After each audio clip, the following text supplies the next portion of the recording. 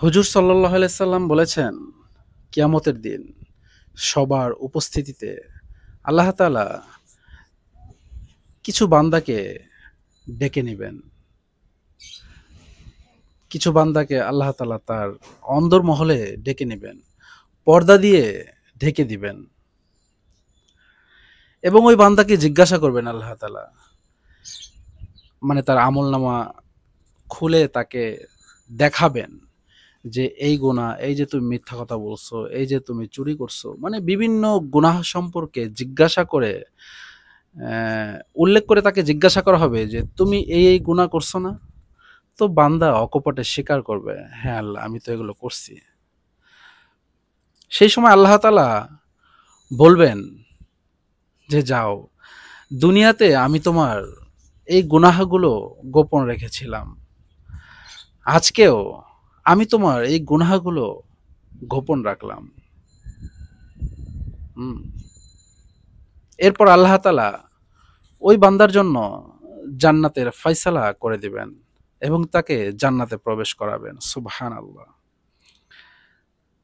এখানে যেসব ব্যক্তিদেরকে এরকম আল্লাহ তাআলা ভিতরে ডেকে বা মানে পর্দার মধ্যে রেখে বিচার করবেন, আমরা জানি যে মোট ৪ শ্রেণীর, আমরা জানি যে মোট মানে যে হাসর ময়দানে যে আল্লাহ তাআলা বিচার করবেন, সেখানে আপনার মানে এই বিচারের ক্যাটাগরিটা ৪টা ভাগে ভাগ করা হবে। কিছু মানুষ মানে যাদের ঈমান ছিল না, এই লোকগুলোই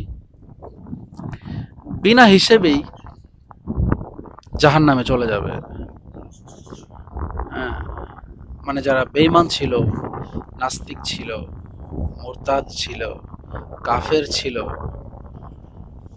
এই লোকগুলো বিনা হিসেবেই জাহান্নামে চলে যাবে। এবং আরেক ক্যাটাগরি হবে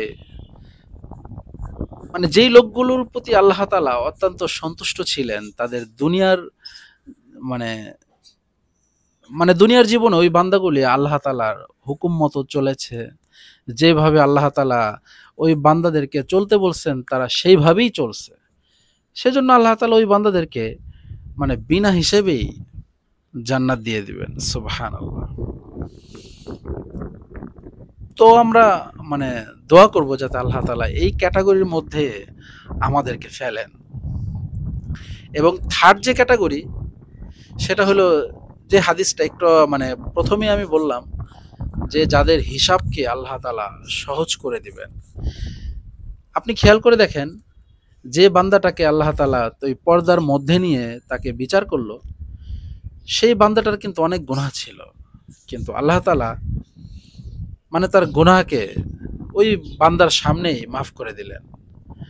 বান্দা যেহেতু স্বীকার করছে, হ্যাঁ আল্লাহ আমি গুনাহ করছি, হ্যাঁ, তো আল্লাহ তাআলা হয়তো এটাতে সন্তুষ্ট হয়েছে।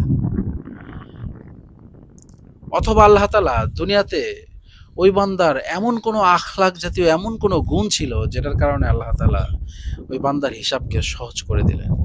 সেজন্য আমাদের উচিত হবে যে আমাদের আখলাককে দিনে দিনে মানে উন্নত করা,